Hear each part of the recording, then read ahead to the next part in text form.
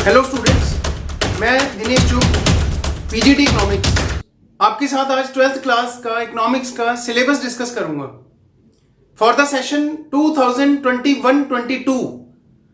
अभी रिसेंटली 5 जुलाई को सीबीएसई ने इस सेशन के लिए एक न्यू एग्जामिनेशन स्कीम अनाउंस की और उसमें ये मेंशन था कि इस सेशन के लिए वो सिलेबस फॉलो करना है जो सीबीएसई ने अपने सर्कुलर में 31 मार्च के सर्कुलर में रिलीज किया। एकेडमिक सेक्शन में सीबीएसई की वेबसाइट पर जाकर आप उसे देख सकते हो। और we are going to discuss the syllabus. We have 2 books, macro economics and Indian economic development, और 2 चैप्टर्स की वेटेज चेंज की है। वो जो चेंजेस हुए हैं वो मैं आपके साथ डिस्कस करूंगा। लास्ट ईयर से इस ईयर में 2 चैप्टर्स की वेटेज जो है, मार्क्स एलोकेशन जो है वो चेंज हुआ है, तो वो हम डिस्कस करेंगे। So let us start. तो स्टूडेंट्स, ये हमारी एक बुक है मैक्रो इकोनॉमिक्स। 40 मार्क्स इसकी वेटेज है और 5 इसमें यूनिट है। एक यूनिट है national income and related aggregates, 12 marks इसकी वेटेज है, जिसकी वेटेज लास्ट ईयर 10 मार्क्स थी। मनी एंड बैंकिंग 6 मार्क्स, इसकी वेटेज लास्ट ईयर भी इतनी थी।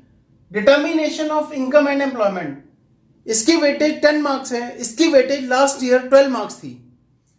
Government budget and the economy, इसकी वेटेज 6 मार्क्स है। बैलेंस ऑफ पेमेंट्स, इसकी वेटेज 6 मार्क्स है। 40 मार्क्स की ये बुक है और ये हमारा सिलेबस है, half of the syllabus for theory portion. So this is what we are going to study during the year.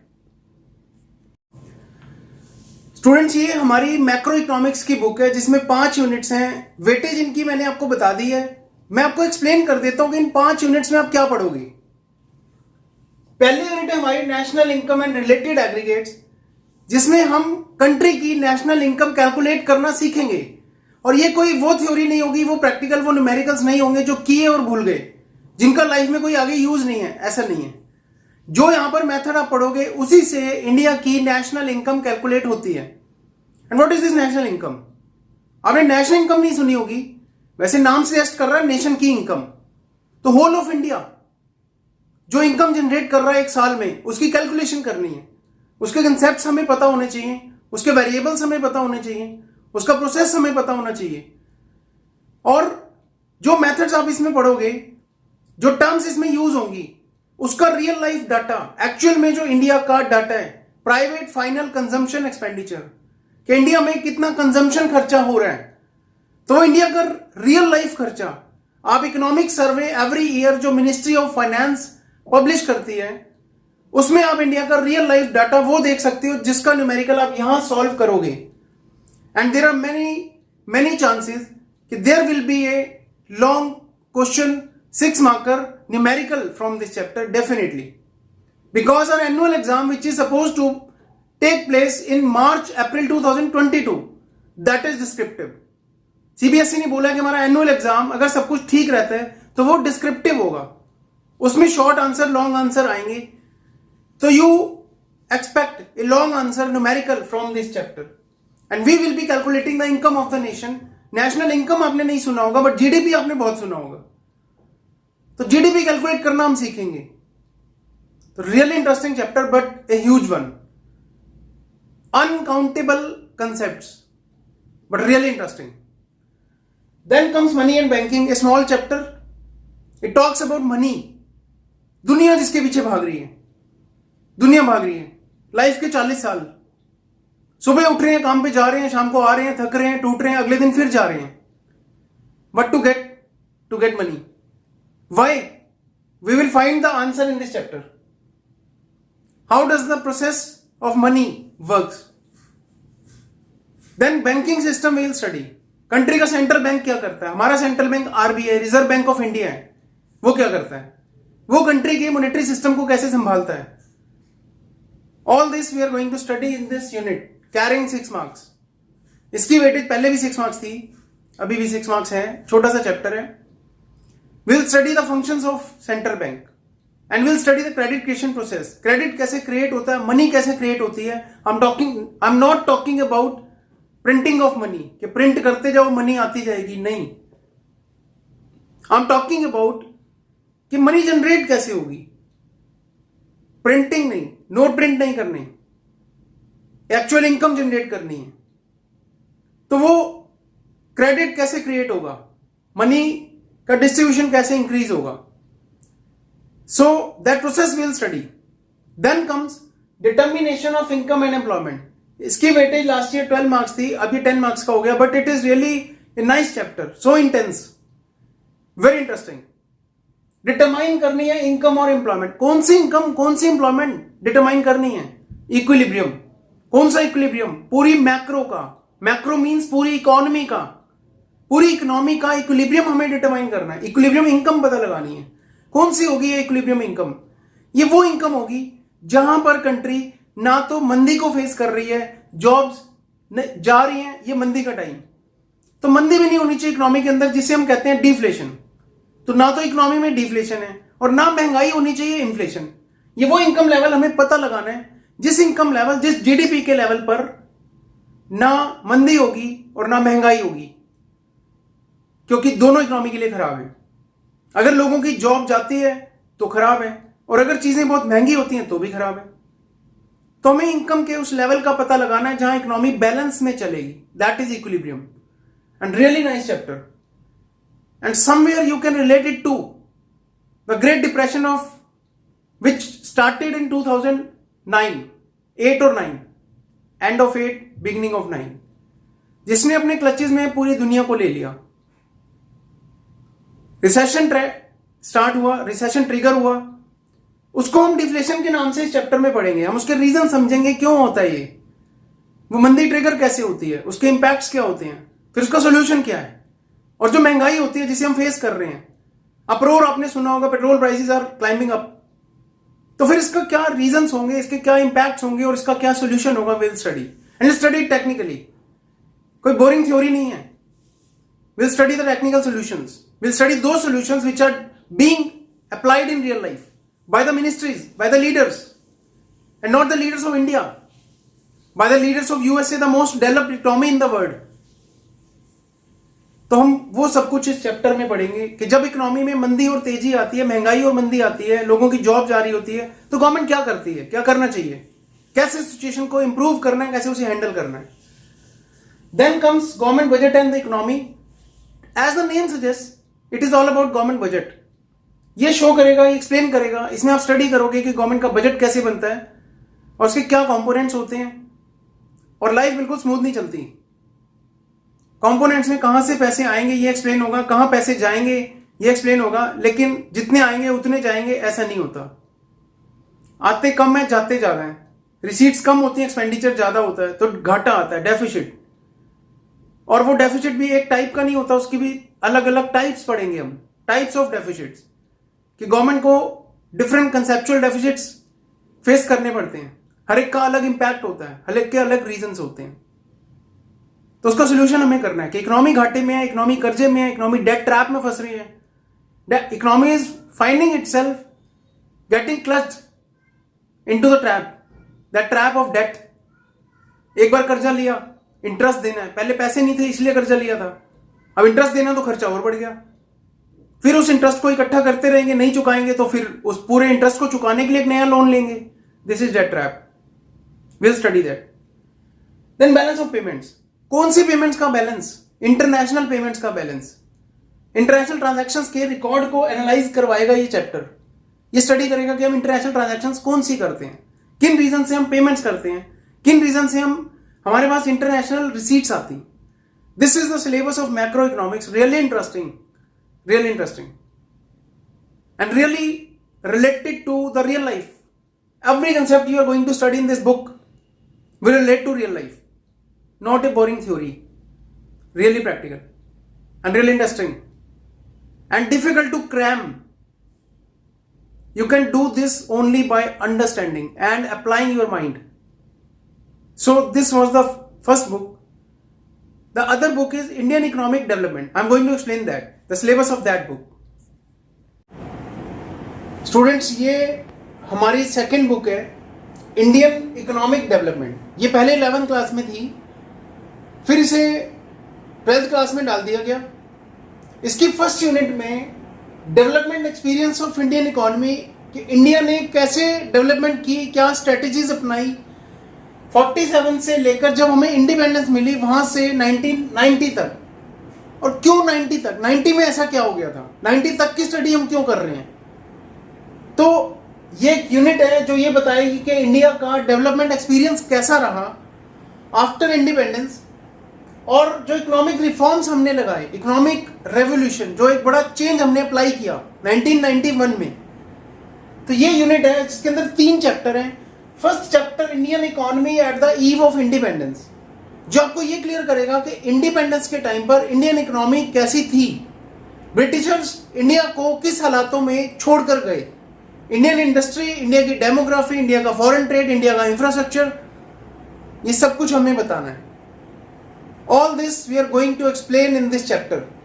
What was the state of Indian economy at the time of independence when Britishers gave us our economy?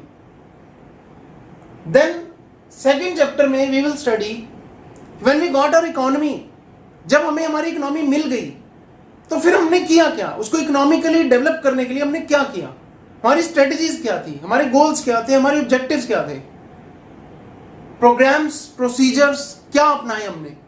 तो ये Indian economy 1950 से लेकर 90 तक, next 4 decades में हमने क्या किया, हमारी इंडस्ट्रियल पॉलिसी क्या थी, एग्रीकल्चर को लेकर हमने क्या किया, क्या उसकी अचीवमेंट्स हुई, क्या उसके फेलियर्स हुए। देन कम्स कि 91 में आकर इंडियन इकोनॉमी में एक ऐसी स्टेज आई जहां पर हमें एक इकोनॉमिक रेवोल्यूशन लानी पड़ी, इकोनॉमिक चेंज लाए हम, बहुत बड़ा इकोनॉमिक पॉलिसी लगाई हमने एक लार्ज स्केल पर, that is economic reforms. Reform मतलब किसी चीज को, री मतलब दोबारा, फॉर्म मतलब बनाना, हमने अपनी इकोनॉमी को दोबारा बनाया। तो इतनी एक मेजर चेंज था, इकोनॉमिक चेंज था। तो वो इकोनॉमिक पॉलिसी हम पढ़ेंगे जो 91 में हमें अडॉप्ट करनी पड़ी, और क्यों अडॉप्ट करनी पड़ी और क्या उसका आउटकम हुआ, this we will study. This is our first unit, Indian economic development. Students, this unit carries 12 marks. इस यूनिट की वेटेज 12 मार्क्स है। स्टूडेंट्स, ये हमारी अगली यूनिट है, current challenges facing Indian economy. It means कि जब हमने 91 में नए इकोनॉमिक रिफॉर्म्स लगा दिए और आज हमारी इंडियन इकोनॉमी कौन से चैलेंजेस को फेस कर रही है। 6 चैप्टर्स हैं इस यूनिट के अंदर और इस यूनिट की वेटेज 22 मार्क्स है। This unit carries 22 marks. ये चैप्टर्स 22 मार्क्स। 22 नंबर की ये यूनिट है। पॉवर्टी इन इंडिया, पॉवर्टी की प्रॉब्लम को इंडिया फेस कर रहा है। Human capital formation we will study. Human capital formation हम स्टडी करेंगे कि we have a large population, तो इतनी सारी पॉपुलेशन के स्किल को डेवलप करना है, उन्हें कैपिटल बनाना है। तो कैसे बनाएंगे उन्हें ज्यादा प्रोडक्टिव, ज्यादा contributing to the GDP of the economy, कि उनका कंट्रीब्यूशन कंट्री के डेवलपमेंट में ज्यादा हो।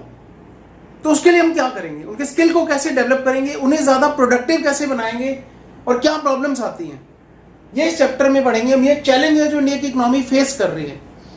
Then comes rural development, rural area. Larger population of India still resides in rural areas. So what are the key issues what we have to deal? There are many issues. There are various schemes. In 2014 our prime minister has to introduce, means in this era we are after 7 decades of independence, we are introducing schemes for clean India, and we are working on providing the sanitation facilities. Means you can understand how large the problem is. After 7 decades of independence, we are still providing these facilities. We are aiming to provide these facilities. So development is a huge issue, and developing the rural areas, we have to do a lot of work. We will study in this chapter. Then comes employment. इसमें हम various concepts पढ़ेंगे, informalisation, formal employment, formal sector, informal sector. We will study reasons behind unemployment, कि unemployment एक country में क्यों होती है और उसको रिमूव करने के क्या सॉल्यूशंस, क्या फैक्टर्स हैं जिससे हम उसे रिमूव कर सकते हैं. Then unemployment hampers the development of the economy. Then comes infrastructure. Infrastructure वो बेसिक सपोर्ट सिस्टम होता है जिससे इकोनॉमी डेवलप होती है. अगर इंडस्ट्री को चलना है, अच्छे से चलना है, तो उसे बहुत लार्ज अमाउंट में इलेक्ट्रिसिटी चाहिए. पावर सेक्टर बड़ा ग्रो अप होना चाहिए, हमारा ग्रोन अप होना चाहिए. बहुत ज्यादा पावर रिक्वायरमेंट होती है इंडस्ट्रियल सेक्टर को. बेटर रोड्स होनी चाहिए, कम्युनिकेशन सिस्टम होना चाहिए. This is infrastructure we are talking about. So इस चैप्टर में हम ये स्टडी करेंगे कि इंडिया का इंफ्रास्ट्रक्चर को लेकर क्या प्रॉब्लम्स हैं और क्या उसके सॉल्यूशंस हैं, कैसे उसे डेवलप किया जा सकता है. सोशल और economic infrastructure will study. Then comes environment and sustainable development. इस चैप्टर में वी विल स्टडी कि एनवायरमेंट को लेकर क्या इश्यूज हैं. Global warming we are facing, ozone layer depletion we are facing. Then there are various issues. Deforestation we are facing, soil erosion we are facing, water crisis. Then now an emerging issue. Recently what happened, one glacier polar regions में ice है वो melt हो रही है, तो सी level rise होता जा रहा है. और सी लेवल राइज होगा तो क्या होगा, हैबिटेट खत्म होगा, रहने की जगह खत्म होगी, फ्लड्स आएंगी, साइक्लोन्स आएंगे. Then what happens, human existence tough हो जाएगा. तो ये सारे इश्यूज हम यहाँ पढ़ेंगे कि डेवलपमेंट को हम सस्टेन कैसे कर सकते हैं, क्या स्ट्रेटेजीज हैं जिससे आज तो हम डेवलप हो रहे हैं लेकिन फ्यूचर में भी वो डेवलपमेंट होती रहे, उसके लिए क्या करना है. तो ये 2 यूनिट्स हैं. First unit carries 12 marks, second unit carries 22 marks.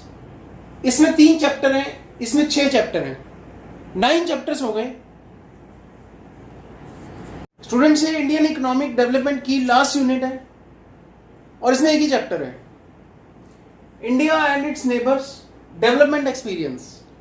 इसमें हम इकोनॉमीज को कंपेयर करेंगे कि 3 इकोनॉमीज ऑलमोस्ट तीनों एक साथ, डिपेंडेंस तीनों का एग्जिस्टेंस, इकोनॉमिक एग्जिस्टेंस एक साथ स्टार्ट हुआ और तीनों ने सेम पीरियड को फेस किया, जिसमें डेवलपमेंट एक्सपीरियंस को हम कंपेयर करेंगे. दैट इज इंडिया,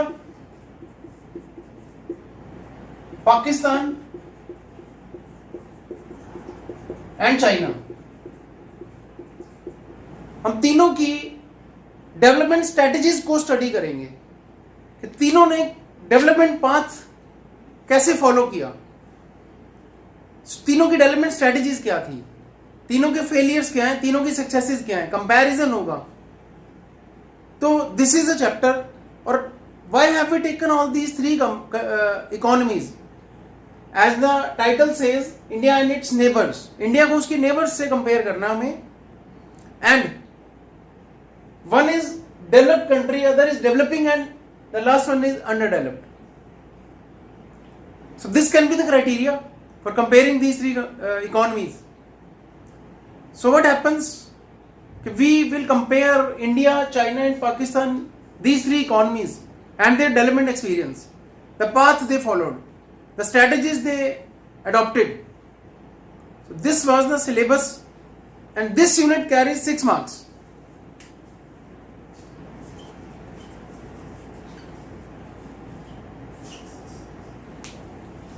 छह मार्क्स की यूनिट है और इंडियन इकोनॉमिक डेवलपमेंट 40 मार्क्स की है, मैक्रो इकोनॉमिक्स 40 मार्क्स की है, एंड रिलेंट टेस्टिंग